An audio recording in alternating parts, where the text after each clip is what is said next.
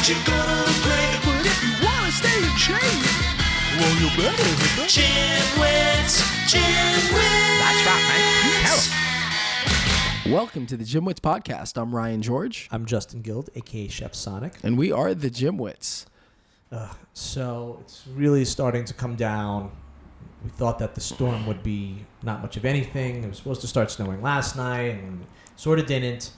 And it's been on and off all day, and now it's coming down pretty hard. This is the most disappointing snowstorm ever. It is still pretty disappointing because it's like not really sticking, and it's kind of on and off, but it's still inconvenient. Yes, very inconvenient. Well, no, not for you, inconvenient. For me, not, because all my jobs got canceled today. Nice. So once we're done recording, in fact, the only reason why we can record right now is because I don't have to go back to work. So I guess it worked out. So yeah, so it works out for me. But if you don't know, it's Wednesday, right, in New York on the 7th, and we were supposed to get this massive snowstorm that so far isn't that bad, but maybe I'm speaking too soon, and it will turn out that we have this horrible blizzard. But it's coming down a little bit. But it's kind of one of those things that I was expecting worse, considering like some schools got canceled and places closed and all that stuff. But no, I don't know. I think we become a little soft when it comes to the snow. Definitely. All right. Well, what's new with you? Anything? A few things. Yeah. A few things that will all be revealed in time. Yes, gotta in keep time. my mystique. Yeah, you've been doing this for a few days now. All right. Well, I guess you will not be revealing it now. Not now. Not now. Okay. All right. Well, what do we got on tap for today? So we have an awesome guest. We have Brandon Olin. And Brandon is I can't say the word. Ergonomist. Yes. Ergonomist. Right? And you guys all find out what that is if you don't know already. And he's got some great tips, some really good strategies, and really good approach for modern living, especially if you work in an office. So without further ado, here is our interview with Brandon. Hey everyone, we are here with Brandon Olin. Hey Brandon, what's going on? Hey, not much. How you guys doing today? Very well. It was supposed to be a blizzard. It looks now like it's a blizzard. Now, how is it up by you? It's not too bad yet. So where are you guys located? New York City. Okay, I'm in western side in Buffalo, so we haven't gotten hit yet, but I have a feeling it's coming because when you live here, you know it always is. Yeah, and it's like I lived in Rochester when I was like 13 for nice. About 6 months in the winter, and after being there, it's like what we consider like a blizzard is kind of an average day upstate, so we can get a little worked up over really nothing. Yeah, it's kind of funny. Whenever there's one of those like freak storms where they get hit by some snow in the south and everybody just starts losing their minds because they don't know how to cope with it, we're just sitting pretty up here with like 6 feet of snow on the ground. We're like, oh, children, how little you know. Yeah, like my first or second day in Rochester, it was my first day of school when I got in there. I remember getting stuck in the snow. It's like I literally got stuck in the snow to the point where my mom had to like dig me out and help me get back home. So yeah, it's you learn how to do the rock and roll where you just shift from drive to reverse repeatedly until you can build up enough momentum to get over whatever's in your way. There you go. So Brandon is a ergonomics expert, right? Or so-called an why can't I pronounce that? What's the official title for it? Ergonomist. Think economist, but with ergo instead. Well, and he also is a podcast host. So welcome to the GymWits, Brandon. Thanks for coming on. Thanks for having me. It's a pleasure to be here. Briefly before we started this call, I went back and I listened to not a full episode, but I was just listening to the intro for one of your guys' episodes, and just listening to that intro song was just had me cracking up over it. Yeah, nice. That's the goal. So I don't know, Brandon, if you had a chance to really look through our all of our episodes. We actually did an episode on the office survival guide, basically things you can do if you're stuck in an office sitting at a desk for a while. So maybe we'll touch on that in a little bit because I know that's sort of one of your specialties. But the first thing we always ask our guests is about their background in fitness, athletics, anything of that, and of course their current exercise routine. Absolutely, yeah. So, background, I suppose that depends how far back you want to go. I always grew up fairly athletic. I played hockey and soccer growing up. I ran cross country in high school and was always interested in combat sports. So I also trained at a number of different martial arts places. So in high school, Kung Fu, later on Muay Thai and Brazilian Jiu-Jitsu. I trained at a boxing gym for a while. And I enjoyed those particularly. I think part of it might be that I'm a little bit selfish because I always got really frustrated in team sports when my teammates wouldn't play the way I wanted to. So I'm like, let me stick to a sport where I'm the only one playing. Yeah. Well, as you know, or maybe you don't know, that Ryan and I are also big into combat sports and have participated in it for years. Very nice. Yeah, I never got to the point of, well, I did in Kung Fu in high school, but I never competed with the other ones, mostly, at least for the striking ones, because I had a nasty bonk on the head a few times and I didn't want to risk ever making that get worse. Yeah. But I really enjoy that style of training. I almost find it kind of therapeutic in a way. Absolutely, yeah. And it certainly, helps to reduce the stresses of the day by just taking it out on a heavy bag for a few rounds. Yeah, absolutely. So do you still participate in any combat sports? I do not because of my current training regimen. Well, to real quick second. So what kind of led me down to becoming interested in all of these things was final year of university. I did full-time coursework while I was also working a full-time desk job, and I went through the process of closing on a house. So I was stuck in a chair for probably 80 hours a week on a good week during that year and 100 plus on a bad week. So as you can imagine, by the end of that year, I was in pretty rough shape. I didn't have time to pick and choose healthy eating. I didn't have time for exercise. I didn't have time for any of that. And I was just in pretty miserable shape by the end of it. And figuring out why sedentary life was so bad for me and sort of turning back the clock from there is what led me down this path of health and wellness to an extent. So that's how I got to there. In my current training protocol, I am doing high intensity strength training. Are you guys familiar with that? So it's hit without the double I, right? Exactly. Okay. Single I hit. Yes. So I'm somewhat familiar. Can you describe it or explain it to our listeners? Because it's something I don't think we've really touched on. Absolutely. So a lot of this is not, it is in part or in a big way based on a book called Body by Science written by Dr. Doug McGuff. I came across this through one of my podcast guests, Lawrence Neal, who hosts the Corporate Warrior podcast specifically about high intensity training. And the goal of HIIT is to essentially maximize strength gain and hypertrophy in the most efficient way. And essentially the way it does this is through focusing when you're doing your lifts, instead of focusing on, okay, I want to do 8 repetitions at this weight for 3 sets in a row. You say, I want to fatigue the muscle to the greatest degree that I can within this set time frame, which the time frame is based on the rate at which the different levels of muscle fiber fatigue. So essentially you want to fatigue all of the muscle fibers, the slow twitch, medium twitch, and fast twitch muscle fibers before the slow twitch ones recover. So they say that usually happens within beyond 90 seconds. So you want to essentially do fatiguing movements, which in this case is super slow repetitions of like 4 or 5 seconds up, 4 or 5 seconds down, with the goal of keeping the muscle entirely under tension during that time frame without ever giving it a break so that you can properly fatigue the muscle. So the routine that I'm doing is called the Big Five, based on this, just the protocol that Doug McGuff recommends in Body by Science, which is just some basic machine exercises.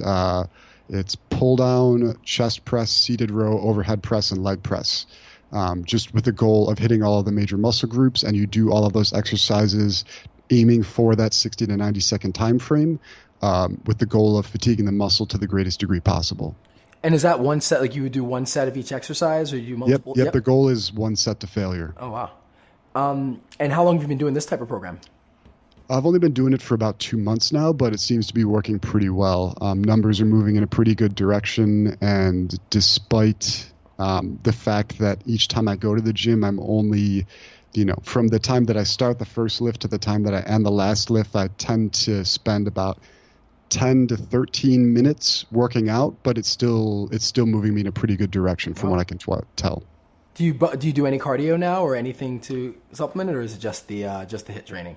That's all I've been doing. I am going to add in one HIIT high intensity interval training workout a week every week on Saturdays. Yeah, and so you, because I know when we were initially talking, you'd mentioned that you'd done that with boxing, right? Like the high intensity interval training, right? With exactly, yeah. That was one of the things that I did when I first started diving down this rabbit hole. Yeah. So after that year of university plus work chaos. Mm-hmm. The thing that helped me as far as exercise goes to sort of drop the weight was high intensity interval training. Yeah. And I did that through a combination of, the workout program Insanity. Yes. So I basically alternated that with boxing gym days, mm-hmm. which, I was probably doing that 5 or 6 days a week, which in hindsight was probably way, way too much. But, it worked for me at the time. All right. So you're also a podcaster, right? You're mm-hmm. our podcast brethren. And as you know, I'm sure as you well know, there are a million gajillion health and fitness, wellness, diet, everything podcasts. It's a very mm-hmm. popular subject. And so it's a little difficult to stand out. I feel the GymWits have done our job in our whatever quirky way we do it. But you also have a unique perspective in that you sort of tackle things from a you actually you tackle it from a perspective that a lot of people are sharing, right? You call it, and of course you call it the Deskbound Podcast. So tell us a little bit about mm-hmm. it. So the Deskbound aspect is definitely a huge part of it, because that is, that's the first thing that I tried to tackle myself when I was trying to turn back the clock on all this. And it is it seems like it's very clearly a problem that being seated at a desk 8 hours a day is having a massive negative impact on people's health. And I picked that name because it is something that is a lot of people can connect with. They can connect with the feeling that this is bad for them and that they need to do something about this.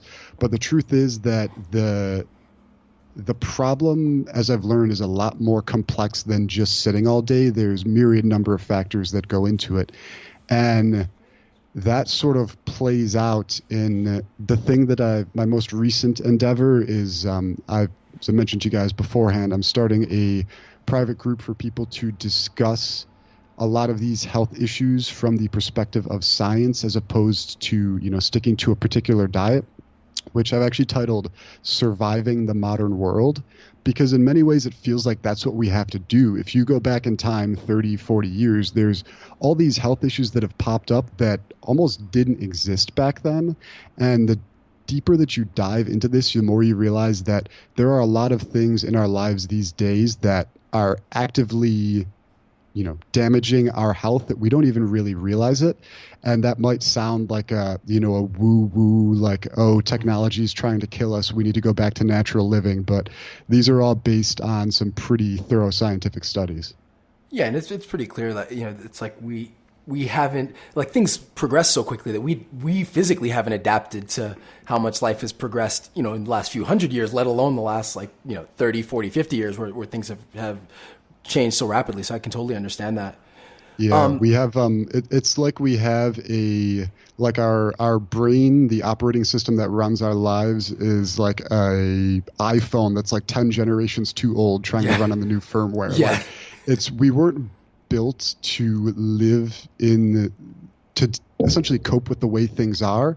And I'm not saying, throw away your phone and go live in the woods. For sure, don't do that. There's a lot of good that comes from this. Yeah. But if we can understand why the way the mind operates is incompatible with some of the current advancements, then we can figure out ways to work around it and still enjoy it without having it damage our health and our psyche, essentially. So what are some examples of this, like that you can think of? Outside of, let's say, sitting at the desk is one of the common ones, and we'll get back to that. We'll talk a little bit more about that. But what are some other examples of things in our lives that where, kind of the way that our lives are kind of situated or function now kind of goes against what our body and maybe even minds kind of internal inherent expectation? Absolutely. So I think the biggest thing would be related to stress in particular. Stress is, I'm learning more and more, a major causal factor in so many of the issues that we are dealing with these days. Obviously you have your root problems, you have your, maybe you're putting on a little weight, you've got some back pain or things like that. But the hormonal cocktail that's released in your body when you are under extreme stress or chronic stress repeatedly day in, day out, it kind of acts like a force multiplier on those things that you're already feeling. So if you feel minor back pain, but you have an extreme bout of stress that lasts for days or weeks on end, you can be completely laid up in bed. From what I've seen, I've interviewed a number of different experts on this subject, including a spinal surgeon who I couldn't believe these numbers when he first told me it, but apparently the success rate in a spinal fusion, so when they fuse two vertebrae together, because the discs are degenerating or whatever the issue is, in workers' comp cases, when they do a spinal fusion to alleviate the pain, it has a success rate of about 21%. Oh, wow. Yeah, I believe it. That's how successful it is at alleviating back pain. And he has actually drastically reduced the number of spinal surgeries that he himself has done, because he's found that when he coaches them on taking tactics that alleviate their stress, that in most cases they end up not needing surgery. And that's just the example of back pain. This applies to so many other issues. And the way that technology is contributing to this, there are a number of different ways, but I think the biggest way would be essentially information overload. So essentially we are constantly operating in a state where the conscious mind is active. We're constantly, reading emails, talking to people about something that we're trying to do at work. We're scrolling through our Facebook news feed, reading what our friends have to say. We're listening to podcasts, this one in particular, not to knock podcasts, but I'm right with you on that one. Constantly ingesting information, but the natural state of the mind is to be in a state of essentially unfocus or letting the mind wander. I believe about 43% of the day. That's what the mind normally strives towards, but we never give it a break or time to actually do that. And there's another guest I'm bringing onto my podcast shortly who wrote about this in her book, which is about many people's sleep problems. You ever get that feeling where, you feel like you're really tired, you need to get to sleep, but then you go to lay down to get to sleep and your mind is just racing and you're like, I want to fall asleep, but my brain is freaking wired. I can't turn it off. Yeah. I assume, everybody that I felt that every day of my life since I was very young. Yeah. So the way she describes this is that sleep is your brain's opportunity to sort and file all the information that is gathered throughout the day. But so is that time of daydreaming, or that time of letting the unconscious mind take over, where you don't intently focus on things. And if you don't give your brain opportunities to sort and file information throughout the day, then it goes into overdrive like that, and you are, essentially unable to turn it off. So one of the things I usually recommend that people do is, this is beneficial for a whole number of other reasons, but if you get, 15-minute breaks in the morning and afternoon while you're at work, just take a walk. Don't listen to music. Don't put a podcast in. Don't read emails. Don't do anything else. Just take a walk and let the mind wander. And that alone drastically reduces the stress level that people feel. Now, is part of it also kind of cultural? Like, I think especially in America, we tend to value kind of the volume of work often more than the quality of the work. And so that also I feel like feeds into this this constant information overload where you're working X amount of hours, you're constantly answering emails, engaging. Is that are there cultures maybe that manage stress better from that perspective, that they're just not as kind of encompassed in their own work? Absolutely, yeah. Yeah, it seems like these days being busy is like a badge of honor. Yeah. Like, people will say it sounding kind of frustrated, but also kind of proud. Like, Yeah. I would love to go to that thing with you guys, but I can't. I'm just so busy. Yeah. And in a lot of other cultures, you don't see that. For example, like in Spain, they take siestas in the afternoon. Yeah. That's a thing. They take naps. And that, a lot of particularly European countries, they don't focus so much on that busyness as being a good thing. And you definitely, it's tough to use that as an example and say that's the reason that they're also healthy and we're not. I mean, there's a lot more to it, but I definitely think that that is something that, leads to them having greater levels of longevity from what I've seen. Absolutely. So I have an interesting question about stress as it comes as it sort of combines with fitness. Now, we know that exercise is a great stress reducer. It can help with anxiety. It can help with stress on so many levels. But it can also be very stressful, right? The thought of having to go to the gym, of having to follow an exercise plan, the act of working out itself can be stressful, right? People can almost have anxiety at the thought, well, I have to work out. So how do you marry the two so that working out doesn't become stressful and detrimental to the overall goal, which is eliminating stress as much as possible? That is a tough one. It's going to depend a lot on the person that we're talking about. I think the first thing to do is to make your exercise as efficient as possible, because, we are all so busy that you need to really save every second that you can. And a lot of people try to make up for, months or years of neglect of their health by swinging the pendulum hard in the other direction. And then they'll start training like a madman and eating the strictest diet that they can muster. And, for somebody who has been neglecting their health, that is most likely going to lead to overtraining and then quitting. So I would, if I was recommending a fitness regimen to somebody who was just starting off and we didn't want to overly stress things, I think that high intensity strength training is a good way to go, or high intensity interval training. From my research, those appear to be two of the most efficient in terms of, the time spent versus the benefits that you gain from it. And I would say, if I want to say go less often if it will lead you to be less stressed about it. Maybe only do it twice a week as opposed to 3. The problem is, depending on the person, if they are a hyper stressed out person, then that hour they save from not working out one of those days, they will find something else to slide right into that time slot. So you can get rid of the stress of that, but if you don't address the other stressors in your life, then it's not really going to do much good for you. So that actually kind of falls right into the next question, which is, so how does somebody, let's say who deals with kind of chronic stress, is that something that then they need a professional to really handle it? If they're dealing with it, it's just something that's there, that, like you mentioned, if there's one stressor and you avoid that stressor, you'll just find another stressor. How does one deal with that? It is a tough issue as far as how to deal with that, because I've learned through my research that stress is actually kind of it creates sort of a self-fulfilling prophecy in a way.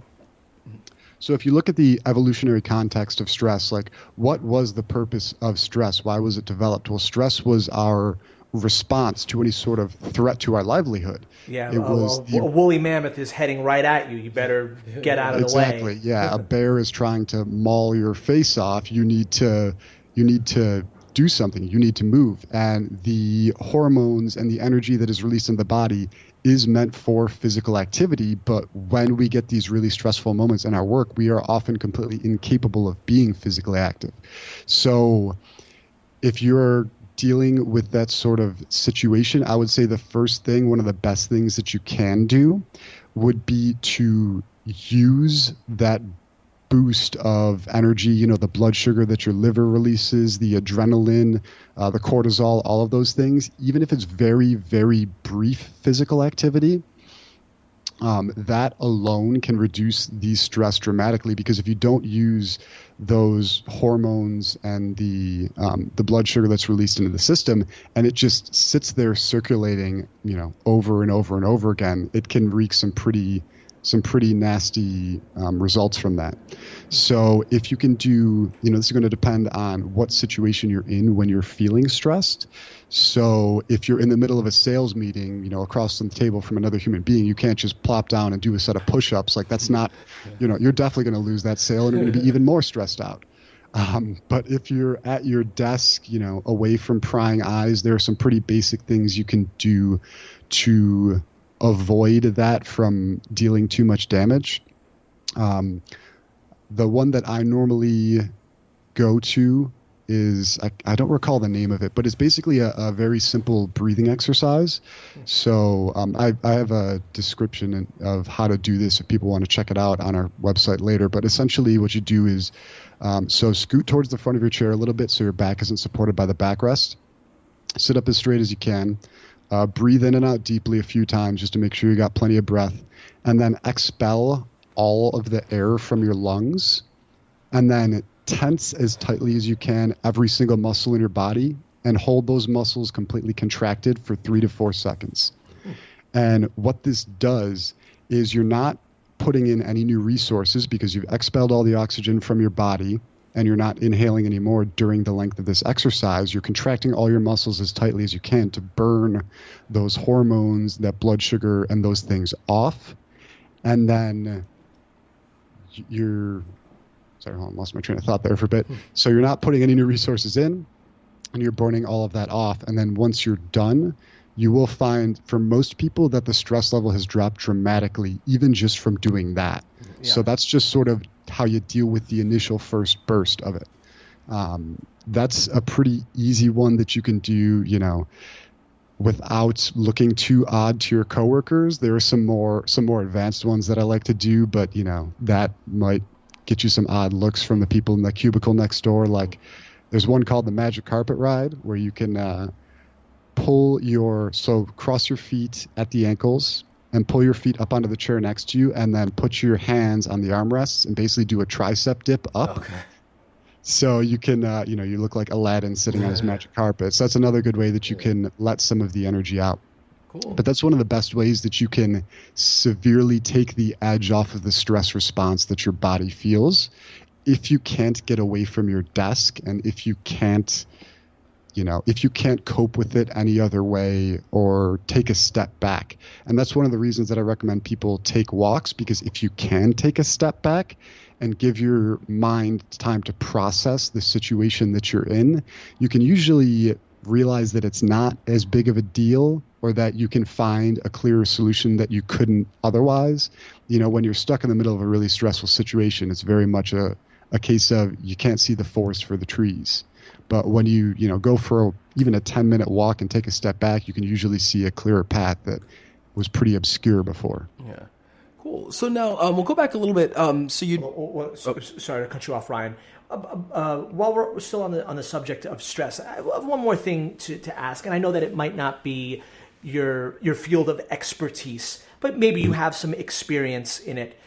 It's so popular right now, and I'm sure it's like $1 billion industry for different supplements to say relieves stress, relieves anxiety, and probably a bunch of them are no more effective for relieving those things than eating a bunch of horse poo. But have you had any experience with any type of supplements or anything? I know I'm taking something right now, and I don't know if it works. I think it might, maybe, hopefully. I see it as a nothing to lose type deal, except a few dollars. I'm taking something called Kava, which supposedly goes back. A lot of people use it, so I figured, hey, what the hell? If it helps with a little stress and anxiety, then it's a plus. It's not very expensive. So that's what I've done. Hopefully it works. Have you noticed that any supplements or anything of that nature, or even maybe something in diet foods, help from your experience? The only one that I've messed around with and it wasn't expressly for the purpose of reducing stress, but I found out after the fact that it did have that benefit, is one called L-theanine. Okay. Which L-theanine is a naturally occurring compound in green tea, actually. And Drinking green you tea can. right now. Oh, nice. Yeah. So you can get caffeine pills with L-theanine in them on Amazon for, like $10 for however many. Who knows what the prices are on Amazon these days? Everything is so cheap. And basically, you get the energy boost from caffeine, but the L-theanine is a bit of a calming agent. Okay. So if you ever drink even highly caffeinated green tea, but you don't get that same jittery, sometimes anxious feeling that you get when you drink, a lot of coffee, it's because the L-theanine takes the edge off a little bit. Right. I haven't messed with that for a while now, but I have heard that it has that benefit. But I generally try to avoid fixing a problem with the supplement, because to me it always feels like a Band-Aid solution to treat the symptom instead of ever trying to address the root problem that's causing it in the first place. Yeah, makes sense. Right. So you talked earlier about being an ergonomist. So can you tell our listeners what exactly is an ergonomist and a little bit about ergonomics and how having an expert in that is useful for somebody? Sure. So essentially, an ergonomist is somebody who is not a complete expert in biomechanics, not like a kinesiologist or a physical therapist, but somebody who understands the nuts and bolts of how the body moves and interacts and how you need to adjust somebody's movements or postures based on the tasks required of them at their job so that they aren't doing long-term wear and tear to their body, essentially. And so obviously everybody who has a desk job is probably at least somewhat familiar with the lower back pain that always seems to follow, shortly after taking on a job like that. So that is one of the main issues that I'm used to dealing with when it comes to working with clients. But you've got, anything from lower back pain, obviously upper back and neck pain are pretty common problems as well. Sometimes shortening of the hamstrings, hands and wrist pain from the carpal tunnel-like symptoms from typing on the keyboard, all of those things. So it's a pretty wide-ranging set of symptoms that people show. And essentially my job is just to look at that, figure out what's causing the problems, which, it's the problems are so consistent that the solutions are usually pretty consistent as well, but they can vary a little bit depending on the particular person's issues and their medical history and all that. So let's say you got somebody. So I know that obviously everyone's different, so there's no one size fits all solution. But let's say you get a kid that's right out of college, first office job, and you want to get him to do the right thing. I've heard you hear a number of different things from people that say sit completely upright to people that say slouch to saying shift your position constantly. So I guess what would you tell to somebody who, let's say, healthy, athletic, out of college, first office job, if you want to get them to, for the rest of their life, apply the proper kind of posture, movement, and techniques to sitting, like what would you tell that person? Mm-hmm. It's funny because that's what they always say. You have to sit with good posture and then your back will stop hurting. You'll have to, just sit upright and sit up straight. But the truth is that it's not really possible in a normal chair to sit up consistently like that. I mean, you could try it right now. Like, obviously you can sit at the back of your chair, but if you really wanted to do it right, people would recommend that you sit away from the back, without the back of the chair supporting you. So if you scoot away from the back and sit fully upright, try to hold that for as long as you can. Most people aren't going to make it past like 5 or 10 minutes before they start to slouch. And part of the problem has to do with, this is, the biomechanics at play. And the way I like to describe it is if you look at your thighs as a wrench that's attached to the base of your spine, if you're standing completely up straight and they're pointing straight down, then it's very easy to sit up with or stand up with good posture. But as you turn those thighs closer to parallel with the ground, it applies more torque to the base of the spine and it naturally pulls it down and out of alignment. So it's not that people have bad posture, it's that sitting in these types of chairs encourages bad posture. And the best way to deal with that is to, if possible, get a chair that or something that you can sit on that angles the thighs more towards the ground. Generally, if you can keep it at a 45-degree angle to the ground, that's a pretty ideal number to keep it at, where sitting up straight becomes that much easier.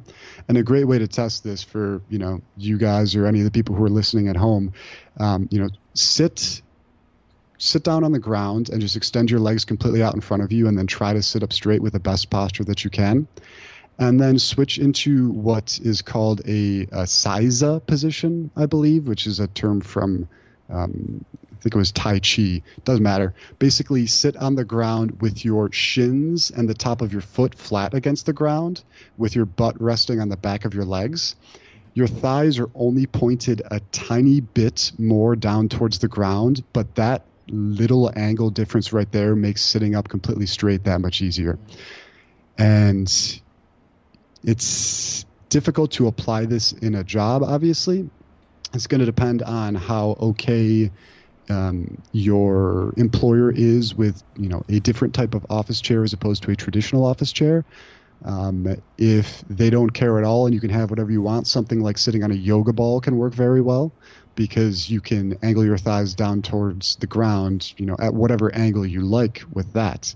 And then if you've got an employer who usually likes something a little bit more professional looking, you can get what are called kneeling chairs that essentially have a pad angled towards the ground and then another pad in the opposite direction that you place your knees on, and it's faced backwards. And that looks, color scheme wise, design material wise, very similar to a traditional office chair. It's just built very differently. So those things can be a pretty good option as well, that can really make it a lot easier to sit with good posture consistently throughout the day. Now, what is your opinion on the Veridesk and the standing desks? I'm very pro standing desk. The initial venture that I started, which is my company Mobility, where we actually sell standing desks. So I'm very pro standing desks. Now, it's worth noting that a standing desk is not a magic bullet, one size fits all cure. Not even that it's an any size fits all cure, because on its own it won't solve the problem, because you can't just switch from sitting all day to standing all day and expect everything to be peachy. Because you'll see these things popping up that people run into issues when they do stand all day, where they've got knee and ankle pain, or what's that one? Plantar fasciitis is another one that's constantly popping up.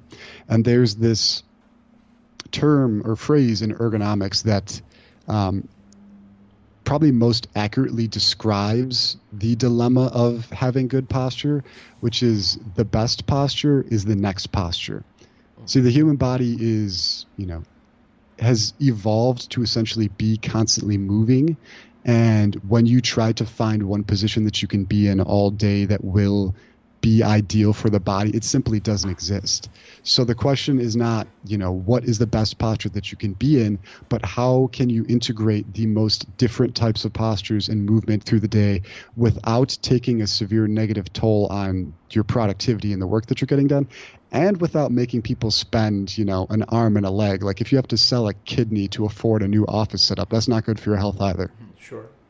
So I think I've been fortunate in that the work I do, I'm able to do, and what you just mentioned, and I don't know whether consciously I was doing it or not, but I guess it's been helpful because I am a professional musician and a music teacher, so I'm constantly changing. I'll sit down in a chair, talk to a student, I'll stand up, I'll hold an instrument one way, I'll sit over here, I'll move to the side of the room. So I'm always doing stuff like that. But one thing I cannot avoid is my car rides back and forth.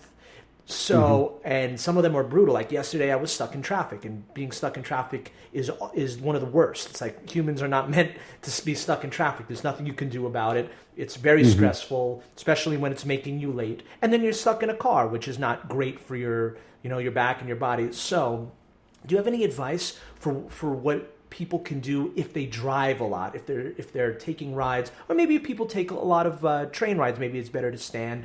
But if someone is constantly in a car driving, getting one of those lumbar cushions?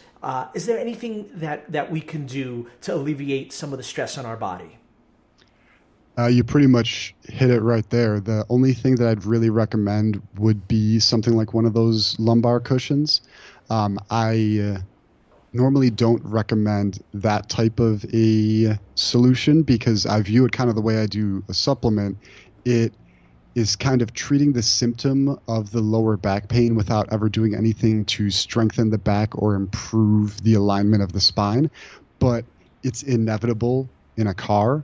I don't want to recommend that people do anything that's going to, distract them to the point that they are now a hazard to the other people on the road. Like, you have to be very careful with how you apply these different types of solutions. So as far as driving, that's really the only one that I would recommend. If you're driving through the city and there are frequent stoplights, you can do essentially the exercise that I described earlier for the, tensing all the muscles to reduce stress. You can also do that solely on the abdominal area in a move that I believe I heard referred to as a traveler's crunch.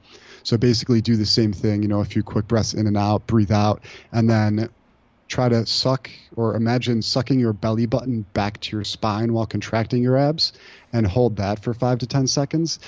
Don't do that while driving down the highway. People who are listening, please, for the love of all that is holy, do not do that.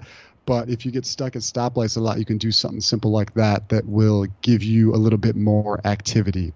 But as far as the aches and pains, the back pain of, sitting in a car for a long period of time, I don't really have any good solutions or know of any that wouldn't distract them too much from the task of driving, to be honest. Well, I think that you would have to account for it in other parts of your life, doing exercises that could strengthen the back, stretching, making sure that you're active in the other facets of your life to best deal with that. Because there's really nothing you can do besides getting a lumbar cushion when you're in a car. Maybe try to make some stops, get out and stretch a little bit.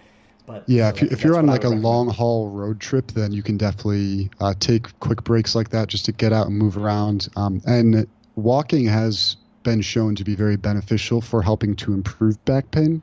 So if you do have a long commute like that, it's an everyday thing. Maybe intentionally park towards, the back of the parking lot where everybody's jockeying for those front spots and just get a bit of a longer walk in before you sit back down at your desk. Cool. So shifting gears a little bit, before we started recording, we were talking a little bit, like we share a similar philosophy, I think a very kind of pragmatic, realistic approach to fitness. And I think we all see that the fitness industry is just rife with charlatans and myths and misconceptions. There's no shortage of it. So can you tell us, what do you see as some of the, I guess, common problems kind of pervading the health, wellness, fitness industry? And to piggyback off of that, I know you had mentioned that you have that Facebook group that is based off of science. So I think they sort of go hand in hand. Absolutely, yeah. So where to begin on that issue? What is wrong with... Let's say top 3. Yeah, so I described this in actually a podcast episode I recorded, but I haven't put out yet. It's problematic because people are very likely to become passionate about something that has had a profound improvement on their health and quality of life. And this is actually something that ties into something that I learned from one of my podcast guests, Catherine Jacobson Ramin. She's an investigative journalist, actually, who wrote a book about the essentially corruption in the back pain and chiropractic industry, which is a very fascinating read. But she talks about how the pain itself, it's not solely focused in the area where you feel it. Yeah. A huge part of it is how your brain perceives the pain, and that the brain is more likely to essentially embellish or exaggerate the feeling of pain in the back and in the spinal area, because the spine it's kind of like our biological Achilles heel. Like, it is the biggest weak point that if something gets messed up with the spine, then that person is likely to not survive, and that's the end of them. So a minor injury in the spine can be blown out of proportion by your brain because it thinks that it's a threat to its survival. And I think that ties into how people view their exercise regimens or their specific diets. If they were in horrible, horrible shape, if they were grossly overweight, and they picked up a diet, whatever the diet is, say they picked up, a vegan diet or Atkins or whatever it is, even if it's not, a perfect diet or a good diet, but it's better than what they had before and they lose a great deal of weight, they look at that as something that's helping them to survive and ensuring their survival. And people respond that much more strongly and emotionally to it. And this is just a theory of mine. This has not been backed up by any of the research yet or anybody studied this as far as I know. But I believe that emotional reaction that people have is part of what leads to these nutrition and these exercise arguments that are getting as vitriolic as arguments about politics and religion. Like, you will see people screaming at each other about this stuff. And you're like, it's just about the food that we're eating. Why is it so serious? And I think that that's the reason, or at least a major contributing factor of it, because people's, their mind looks at this and says, this is a thing that took me from, I don't know how long you guys have been heavy into health and fitness, but if there was ever a point in your life when you were pretty overweight and you just felt like, oh God, I'm miserable if I keep going at this rate, like I'm going to die by the time I'm 40. This is awful. Ryan was never even close to that. Yeah. Well, if you've ever experienced that, you know how miserable and depressing that can be. Sure. And to take somebody from that edge of the cliff and push them in a direction where they now feel healthy and they've lost a lot of weight and they feel like they've extended their survival by this length of time, they have a significant emotional attachment to the thing that they believe gave them that benefit. And I think that that's one of the reasons that these things have become so divisive and so serious. You mentioned something that I thought was very interesting, and it was sort of health, fitness, wellness dogma, that people have this almost religious belief of how they should live their lives in terms of their health.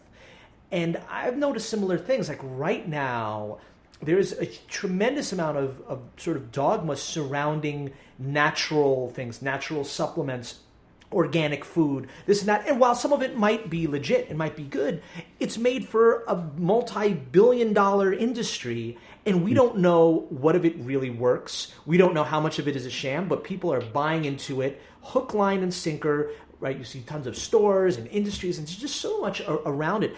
So I think your idea of dogma with these, with health and wellness really is a huge factor as to why industries can push out products, to try to make and are able to make so much money off of them. Yeah, it's a very complex issue, which is frustrating because a lot of the people just really, the vast majority of people, I'd say, just want to be healthy. And I'd say most of them would probably be happy if they looked pretty good naked too. Most people most people don't want to look like Arnold Schwarzenegger. Like, they don't have the interest in it. They don't want to dedicate that much of their time to this thing. They just want the simple solution that will keep them healthy, and, maybe they will make it so they don't have a beer gut. And so they're kind of wired to want simple solutions to what is an incredibly complex problem. And so they will hear about how, modern foods are killing them and that eating more natural type foods are a good solution. And in many cases, they have more money than time to throw at the problem. So they look for those magic bullets, those natural supplements that will help them improve their health. But if you've got money to throw at a problem, I guarantee you there's somebody who's willing to sell you the solution, whether or not it works. That's the unfortunate reality of the world we live in. Well, Brandon, is there anything else that you would like to add? Where can we find you? So our website for the podcast is deskbound.co. That's probably the best place to go where people can find, updated podcast episodes, any of the other things that we're working on. And if they go to deskbound.co/stress, I have a quick guide that they can get there that just goes into the specific biological functions that happen when the body feels stressed and some of the ways that you can help to cope with those, including the ones that I described earlier. And as I mentioned, I like to stick to the science of why something is healthy instead of, the dogmatic explanations that we just stuck to, or that we just rather disparaged, I guess you could say. So I kind of go into the biology of that so people can understand what happens when they feel stressed and what they can do about it. And then I guess two more. So what's the Facebook link? And also your website, if anyone wants to purchase one of the Veridesks or look more into it, we'd love to share that information as well. Yeah. So our website for the standing desk that we offer is Movility. That's MOVILITY.co. Basically a mashup of the words mobility and movement. And the Facebook group they can find at bit, that's bit.ly/modern health group. Or if they just type in the Facebook search bar, Surviving the Modern World, they might be able to find it that way. Awesome. Great. So, Brandon, it was great having you on. You have a great wealth of knowledge, and I really like the way you articulate it. It's not over anyone's heads, and I think it's very rational, and I like your scientific approach to things. And of course, if you would ever like a guest on your podcast, I happen to know a trio or duo, Tony isn't here right now, that would like to come on, talk about some more cool stuff. Yeah, I'm always looking for more guests. We can touch base on that right after this. Sounds great. All right, Brandon, well, once again, thank you for coming on the GymWits, and have a great day. All right, thanks. You guys as well.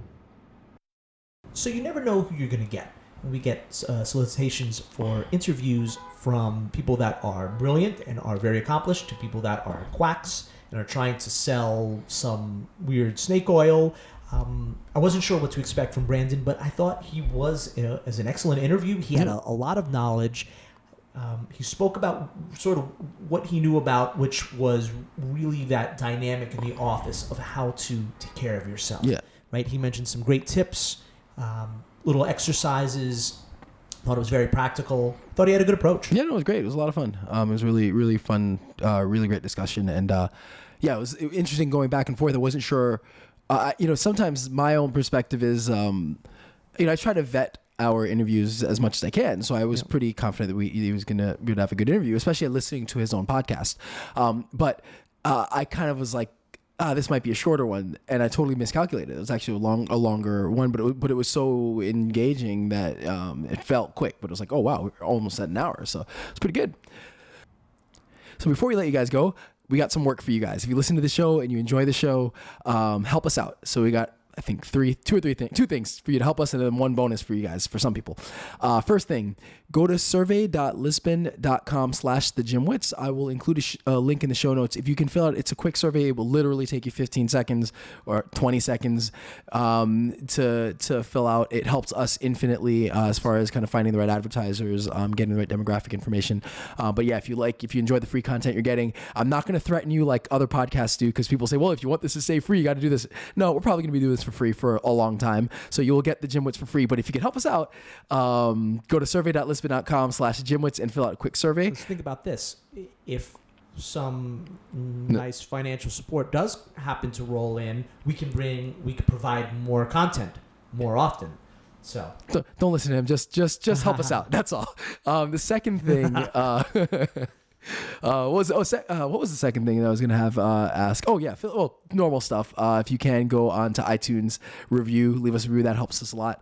And another thing, a bonus for people, is that we are an Alexa, an Amazon Alexa, forgetting the name of it. But if you say, Alexa, play the GymWits, you can listen to us on your Amazon Echo. So if you have an Amazon Echo at home and you ask it to play the GymWits, that should work, and you can do some cool stuff. Once this was launched, which I believe should be very shortly, you can do things like, Amazon, move the GymWits forward 20 seconds or whatever it is, and you can listen to us that way. So, there's no shortage of ways to listen to us, whether it's on YouTube or Spotify or iTunes or on the GymWits app or on the Amazon Echo with Alexa. So we're trying to stretch ourselves whatever works. I think Alexa's coming on the show. We have an interview with her, yes, right? yeah, yes, we do have an interview with Alexa. Yeah, that'd actually be pretty funny. We should do that. Yeah. We should just do a whole episode There where we we just go. ask Alexa questions. There we go. All right. Yeah, we'll try that one day. If that's probably all over the internet too. I'm sure. Yeah. All right. Well, if it's not, we'll try it. We'll do it. We'll do an interview with We Alexa. always ask the best questions, so that's a good one. Yeah, I guess. All right. Anyway, that's it. As usual, I'm Ryan George, I'm Justin Guild, aka Chef Sonic, reminding you that truth does not sell. and we are the GymWits.